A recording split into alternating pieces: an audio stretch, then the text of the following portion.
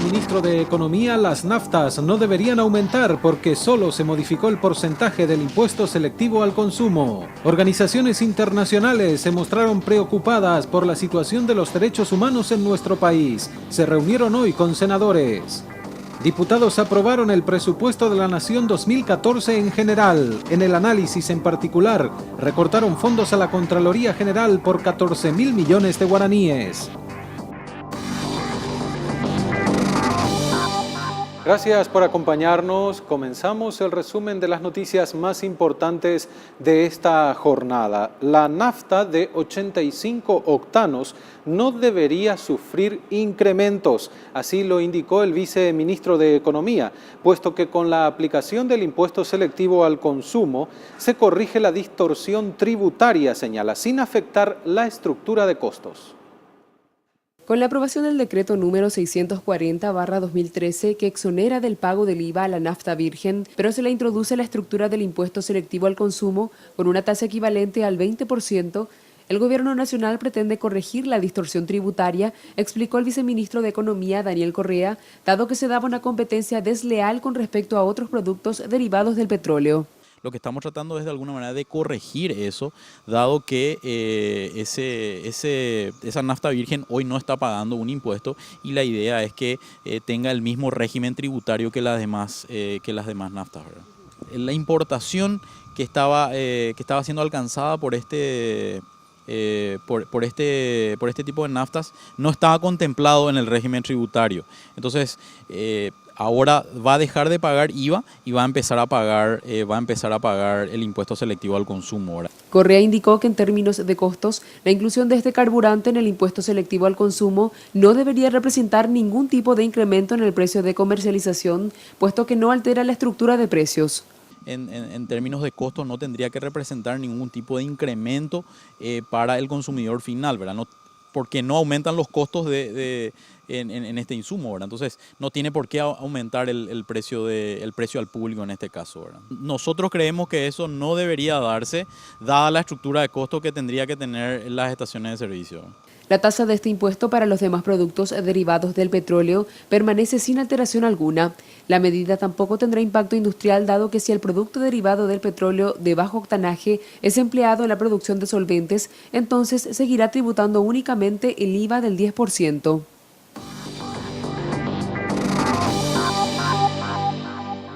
Y por su parte, el gerente de la PESA indicó que el precio de la nafta común subiría 100 guaraníes aproximadamente. Para el consumo final estamos hablando. Aseguró que los demás combustibles no sufrirán modificaciones. El aumento del impuesto selectivo al consumo para la nafta de 85 octanos afectaría solo a la nafta común. Este impuesto, que anteriormente era del 10%, ahora pasa a un 20%, lo que llevaría a que el consumidor final pague cerca de 5.750 guaraníes por litro, señaló el gerente de la Asociación de Propietarios y Operadores de Estaciones de Servicios y Afines a PESA, con lo que el aumento sería de cerca de 100 guaraníes. La fecha de la suba depende de los importadores del combustible, manifestó. Cuando venga la próxima importación por cualquiera de las importadoras, que son como 10, fijará el nuevo precio. La nafta común está alrededor de 5.650 guaraníes. Y con 100 guaraníes, 100 y poco guaraníes más, estarían 5.750. No creo que llegue a 5.800. El gerente de la PESA aseguró que el precio de los demás combustibles no sufrirá ninguna modificación. Todos los otros combustibles que no estén afectados por la nafta virgen quedan exactamente igual.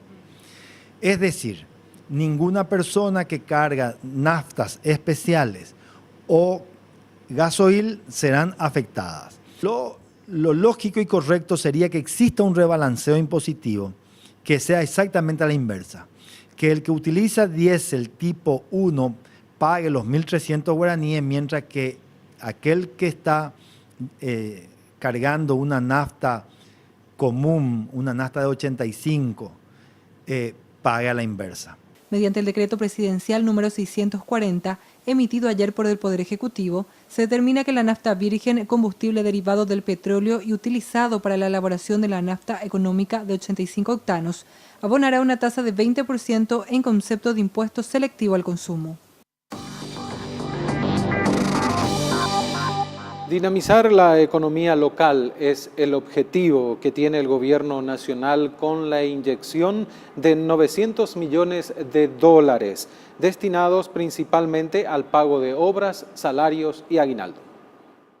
Con el objetivo de dinamizar el cronograma de obras de infraestructura que lleva adelante el Gobierno Nacional, además de generar mayor confianza dentro de la actividad comercial, el Ministerio de Hacienda liberará en las próximas semanas 900 millones de dólares, indicó el viceministro de Economía, Daniel Correa. Empezar a dinamizar mucho más todavía este cronograma de infraestructura que tiene no solamente Obras Públicas, sino también otras organizaciones del Estado, y también generar un proceso de confianza dentro de la actividad comercial, de que efectivamente el Ministerio de Hacienda, la Tesorería Pública, cuenta con los recursos necesarios para hacer frente a todos los compromisos que están viniendo en las próximas semanas. En relación a la desaceleración del consumo, Correa explicó que algunos de los factores son el contrabando creciente que golpea al sector comercial, además de la paralización de obras desde hace varios meses. Al tema de la paralización de las obras públicas es un tema importante que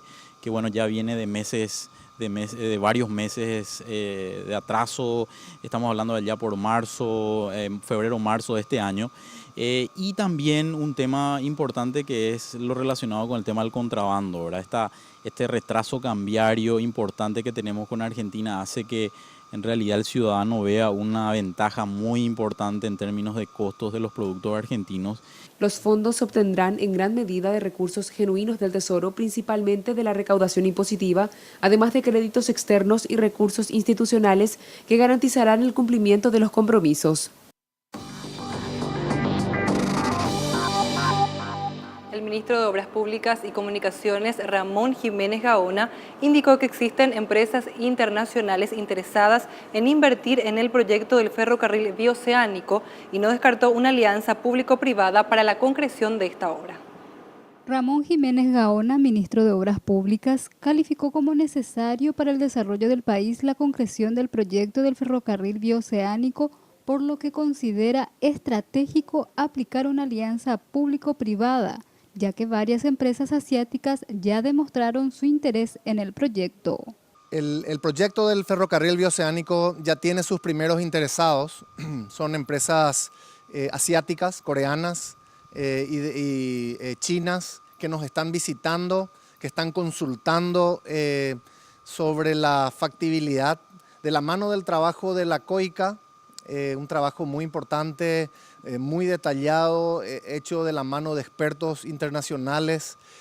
Tenemos el respaldo técnico seguro para que estas empresas puedan evaluar con seriedad la posibilidad de hacer una alianza con nosotros para sacar adelante ese proyecto.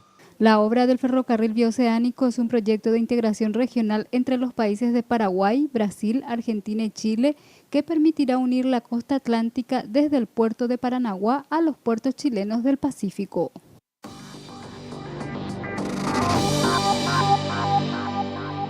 Buenas noches, hoy en el segmento deportivo tendremos muchas informaciones, como por ejemplo la prácticamente clasificación de Uruguay a la Copa del Mundo 2014, porque hoy goleó a Jordania por 5-0. También vamos a tener la actualidad del partido de México, que está muy cerca también de participar del Mundial que se va a disputar en el vecino país. Vamos a hablar de la sanción que recibió la hinchada de Olimpia y muchas noticias más. Pero antes vamos a ver este informe preparado por Federico Villalba, que tiene que ver con la noticia de que Carapeguá solamente duró 2 años en la primera división del fútbol paraguayo. El certificado de defunción de Sportivo Carapeguá se terminó de firmar anoche en Dos Bocas con el empate sin goles frente a Guaraní.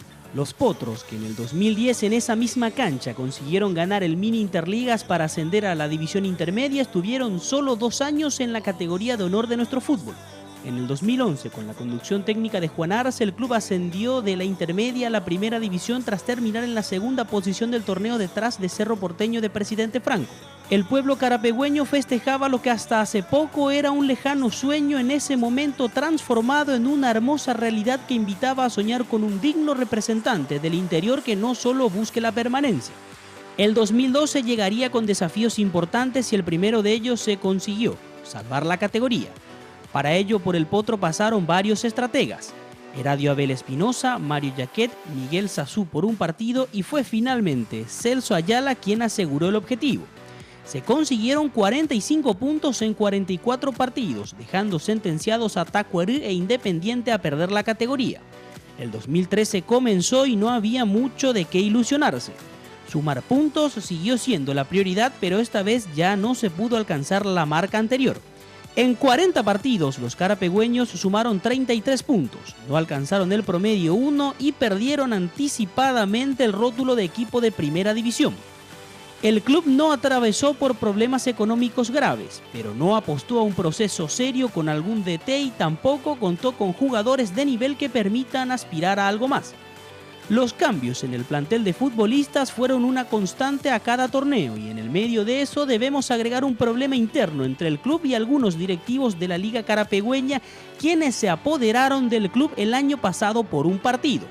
Se fue el Potro Carapegüeño, un club histórico para nuestro fútbol ya que fue el primero que llegó a la máxima categoría a través del mini Interligas y en tiempo récord.